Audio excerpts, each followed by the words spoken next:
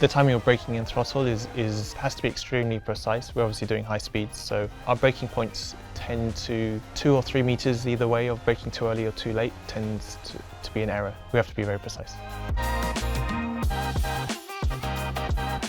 Surprisingly, maybe not. I think a lot of it's just being intuitive. Every driver has a different style, the way that they use the brake pedal and the throttle pedal, so there's not a written rule, just like any other sport. Our driving lines and our brake and throttle application is very dependent on your style. We don't train specifically for it. As a kid, you learn the technique of how to brake efficiently. It's more about driver preference. Yes, so some drivers like to hit the pedal hard. You can change the brake stiffness to achieve that. Some drivers like to be a bit more in control, maybe prefer just to have a feel rather than a pressure.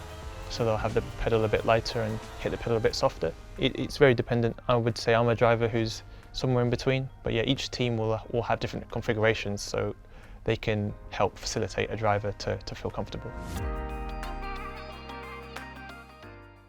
I would say the hardest track for braking and accelerating would be street tracks because they are more important to be precise. Them 2 or 3 meters missing the braking point could end up you hitting a wall or not. I found Baku in Azerbaijan very difficult. You could imagine also when we have winds, a tailwind or a headwind, that affects our braking point by can be 10, 15 meters sometimes. So you have to be very adaptive.